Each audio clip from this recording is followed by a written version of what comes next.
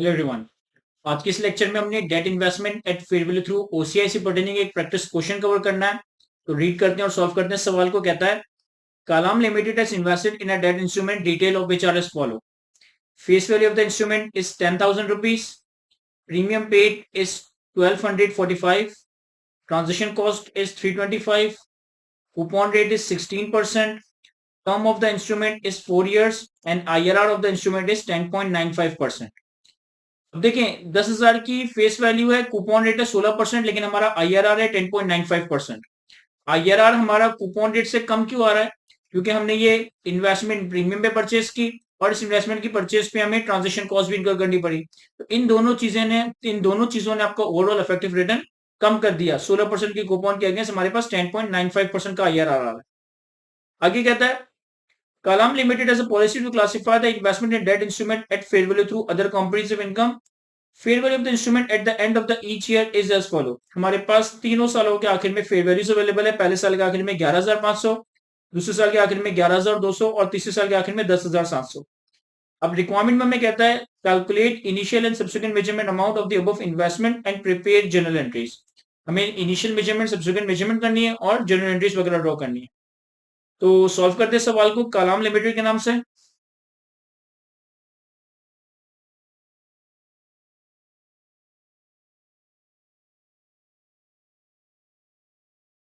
तो सबसे पहले हम इसका अगर अमोर्टाइजेशन स्केड्यूल बनाएं, तो हमारे पास 4 साल इस इंस्ट्रूमेंट का टर्म है और हमने डे 1 पे परचेज किया। तो year 1, year 2, year 3, year 4। Day 1 पे हम इस इन्वेस्टमेंट को रिकॉर्ड करेंगे fair value plus transaction cost. Fair value है हमारे पास 11,245, क्योंकि हमने 1245 की प्रीमियम पे बाय किया, और 325 की हमारे पास ट्रांजेक्शन कॉस्ट है। तो आप इन सब का टोटल कर लें अगर, तो ये बनता है 11,570। अब जो भी हमारी ओपनिंग अमोटाइज कॉस्ट होगी, ओपनिंग अमोटाइज कॉस्ट पे हम आईआरआर अप्लाई करेंगे। आईआरआर है हमारे पास 10.95%। तो हमारे पास इंटरेस्ट इनकम वर्कआउट आ जाएगी। और जो भी हमारी फेस वैल्यू है, फेस वैल्यू कितनी है? 10,000। 10,000 पे हम 16% का कूपन रेट अप्लाई करेंगे, तो हमारे पास कूपन की पेमेंट्स आ जाएगी, दैट इज 1600। कूपन हमारा चारों साल के आखिर तक सेम रहेगा। अब मैं अमोर्टाइजेशन स्केड्यूल को कंप्लीट कर लेता हूँ। पहले साल का इंटरेस्ट आ रहा है हमारे पास 11,570 का 10.95%, तो यह आ जाएगा 1267। पहले साल के आखिर में अमोर्टाइज कॉस्ट आ रही है 11,237। पहले साल के आखिर की अमोर्टाइज कॉस्ट, अगले साल के लिए ओपनिंग अमोर्टाइज कॉस्ट। फिर हमारे पास सेकंड ईयर का इंटरेस्ट 1230। फिर सेकंड ईयर के एंड पे अमोर्टाइज कॉस्ट आ जाएगी 10,867। 10,867 की अमोर्टाइज कॉस्ट तीसरे साल के लिए ओपनिंग। तीसरे साल का इंटरेस्ट आ जाएगा हमारे पास 1190, और तीसरे साल की क्लोजिंग अमोर्टाइज कॉस्ट आ जाएगी 10,457। फिर सेम इसी तरह चौथे साल की opening amortise cost, interest as पर आईआरआर आएगा हमारे पास 1145, और क्लोजिंग अमोर्टाइज कॉस्ट आ रही है हमारे पास 10,000। तो ये हमारे पास 4 सालों का अमोर्टाइजेशन स्केड्यूल बन गया। अच्छा, फिर इन्होंने हमें सवाल में पहले, दूसरे और तीसरे साल के आखिर में फेयर वैल्यू बताई है 11,500, 11,200 और 10,700।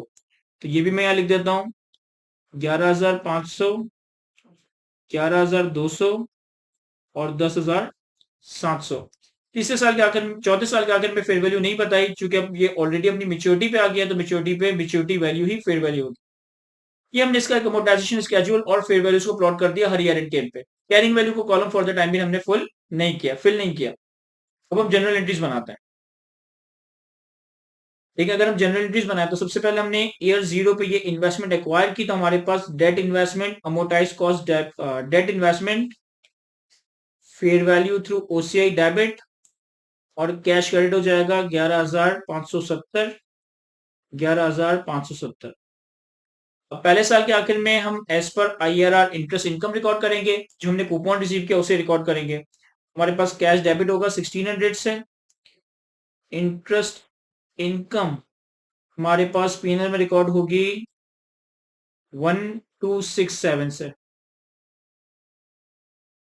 और जो भी इन दोनों एंट्रीज का डिफरेंशियल है, उतनी अमाउंट से हमारी debt investment fair value through OCI credit हो जाएगा। तो यहाँ पे मैं debt investment fair value through OCI का नंबर बैलेंसिंग कैलकुलेट कर लेता हूँ, 1600 माइनस 1267। तो ये आ गया हमारे पास 333। अब पहले साल इंटरेस्ट की एंट्री बनाने के बाद हमारे पास क्लोजिंग अमोटाइज कॉस्ट आ रही है 11,237 और यही पहले साल के आखिर में हमारी कैरिंग वैल्यू भी है, दैट इज 11,237। पहले साल के आखिर में हमारे पास कैरिंग वैल्यू बिफोर रिवैल्यूएशन आ रही है, बिफोर मार्केट वैल्यूएशन आ रही है 11,237, फेयर वैल्यू है 11,500 की। तो हम इस कैरिंग वैल्यू को फेयर वैल्यू पे लाना है, यानी कि फेयर वैल्यू गेन आ रहा है हमारे पास। तो हमारे पास debt investment fair value through OCI debit और फेयर वैल्यू का गेन ओसीआई में क्रेडिट हो जाएगा। 11,500 की फेयर वैल्यू है और कैरिंग वैल्यू थी हमारे पास 11,237। तो हमारे पास 11,500 माइनस 11,237, फेयर वैल्यू का गेन आ गया 263। अब इसके बाद सेकेंड ईयर का एंड आया। तो सेकेंड ईयर के एंड पे पहले हम कूपन और इंटरेस्ट की एंट्री बनाएंगे। तो 1600 से हमारा coupon payment debit, interest income as per the amortisation schedule record होगा पीएनएल में। सेकेंड ईयर का हमारे पास इंटरेस्ट है 1230 और जो भी इन दोनों एंट्रीज का बैलेंसिंग है उतनी अमाउंट से हमारी डेट इन्वेस्टमेंट क्रेडिट हो जाएगी। तो 1600 माइनस 1230 ये आ गया हमारे पास 370। अब सेकेंड ईयर के एंड पे अमोटाइज कॉस्ट तो अब तो सेकेंड ईयर के एंड पे अमोटाइज कॉस्ट तो आपको अमोटाइजेशन स्केड्यूल से मिल जाएगी, लेकिन सेकेंड ईयर के एंड पे ये हमारी कैरिंग वैल्यू नहीं है, कैरिंग वैल्यू में वर्कआउट करनी पड़ेगी। कैसे? फर्स्ट ईयर के एंड पे आप इसे 11,500 की फेयर वैल्यू पे लाए थे और सेकंड ईयर में आपने कूपन की एंट्री रिकॉर्ड करते वक्त 370 क्रेडिट किया है। तो मैं 11,500 में अगर 370 डिडक्ट कर दूं तो ये आता है 11,130। 11,130 आप यूं भी कैलकुलेट कर सकते हैं, अगर आप 11,500 में इंटरेस्ट ऐड करें कूपन लेस करें तो भी 11,130 ही बनेगा। चेक कर लेते हैं, 11,500 प्लस 1230 माइनस 1600, तो ये आ गया हमारे पास 11,130। अब सेकंड ईयर के एंड पे कैरिंग वैल्यू है 11,130, फेयर वैल्यू है 11,200, यानी कि हमारे पास फेयर वैल्यू का गेन आ रहा है। तो हम एंट्री बना लेते हैं सेकंड ईयर के एंड पे, debt investment fair value through OCI debit और फेयर वैल्यू का गेन ओसीआई में क्रेडिट। कितनी अमाउंट से? सर फेयर वैल्यू है 11,200 और कैरिंग वैल्यू है हमारे पास 11,130।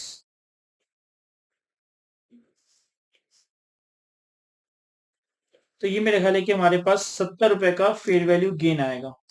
मैं स्टिल कैलकुलेट कर लेता हूं, तो ये आ गया 70।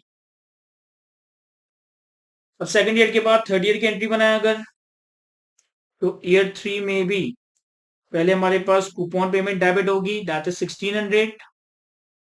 जो भी इंटरेस्ट इनकम है वो पीएनएल में क्रेडिट हो जाएगी। तो इंटरेस्ट इनकम पीएनएल में क्रेडिट, दैट इज 1190 और इन दोनों के डिफरेंशियल से 1600 माइनस 1190 ये आ गया हमारे पास 410। 410 की अमाउंट से हमारे पास debt investment fair value through OCI credit हो जाएगा। अब थर्ड ईयर के एंड पे हमारे पास कैरिंग वैल्यू कितनी है? देखिए थर्ड ईयर के एंड पे अमोटाइज कॉस्ट तो 10,457 है, लेकिन कैरिंग वैल्यू हमें कैलकुलेट करनी पड़ेगी। या तो आप सेकंड ईयर के एंड की फेयर वैल्यू लें 11,200 और थर्ड ईयर में जो आपने इंटरेस्ट की एंट्री बनाते वक्त इन्वेस्टमेंट क्रेडिट की ये माइनस कर दें 410, तो ये आ जाएगा आपके पास 10,790। या आप यूं भी कर सकते हैं कि 11,200 में इंटरेस्ट ऐड करें कूपन लेस करें, तो 11,200 प्लस 1190 माइनस 1600, तो ये भी आपके पास 10,790 आएगा। अब 10,790 की कैरिंग वैल्यू है और फेयर वैल्यू है 10,700 की, यानी कि अब तीसरे साल के आखिर में फेयर वैल्यू लॉस आ रहा है। फेयर वैल्यू लॉस रिकॉर्ड कर लेते हैं। फेयर वैल्यू लॉस ओसीआई में debit, debt investment fair value through OCI credit. Fair value थी हमारे पास 10,700 की और कैरिंग वैल्यू हमारे पास 10,790, तो हमारे पास 90 का फेयर वैल्यू लॉस आ गया। लास्ट ईयर ईयर 4 की भी एंट्रीज बना लेते हैं। ईयर 4 में पहले हम अपने कूपन की एंट्री बनाएंगे 1600 से cash debit, debt investment fair value through OCI credit और इंटरेस्ट इनकम क्रेडिट पीएनएल में। चौथे साल में इंटरेस्ट इनकम का नंबर है हमारे पास 1,145। 1600 और 1,145 का डिफरेंशियल देखे तो यार है हमारे पास 455। तीसरे साल के आखिर की कैरिंग वैल्यू अगर कैलकुलेट करनी है तो थर्ड ईयर के एंड की फेयर वैल्यू थी 10,700 10,700 से जितनी अमाउंट आपने क्रेडिट की 455 वो माइनस कर लें, तो चौथे साल के आखिर में आपके पास कैरिंग वैल्यू आ जाएगी 10,245। तो चूंकि इन्वेस्टमेंट अपनी मेच्योरिटी पे आ गई, तो मेच्योरिटी पे जो इसकी मेच्योरिटी वैल्यू है 10,000, यही इसकी फेयर वैल्यू है, यानी कि मुझे इस इन्वेस्टमेंट को फेयर वैल्यू पे लाना है। तो 10,245 की इन्वेस्टमेंट को अगर मैं 10,000 पे लाऊं, तो हमारे पास फेयर वैल्यू लॉस ओसीआई में डेबिट और debt investment fair value through OCI credit, कितने से 245। ये नंबर हमने कैसे कैलकुलेट किया, 10,000 की फेयर वैल्यू है चौथे साल के आखिर में और कैरिंग वैल्यू है 10,245। अब ये सब कुछ करने के बाद हमारी इन्वेस्टमेंट मेच्योरिटी वैल्यू 10,000 पे आ गई और अब वो फाइनली रिडीम या मेच्योर हो रही है, तो कैश डेबिट 10,000 से और debt investment fair value through OCI credit 10,000 से। ये हमारी इन्वेस्टमेंट के 4 साल पूरे हो गए। जब इन्वेस्टमेंट के 4 साल पूरे हो गए और मेच्योरिटी पे आपने मेच्योरिटी वैल्यू रिसीव कर ली, तो अब आपकी इन्वेस्टमेंट खत्म। जब इन्वेस्टमेंट ही डीरिकॉग्नाइज हो गई, तो इससे पर्टेनिंग जितना भी फेयर वैल्यू का रिजर्व होगा वो आपने पीएनएल में रिसाइकल करना होगा। जरा हम देखें तो फेयर वैल्यू रिजर्व है कितना।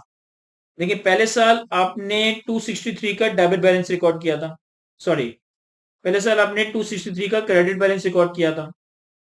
फिर दूसरे साल आपने 70 का क्रेडिट बैलेंस रिकॉर्ड किया था।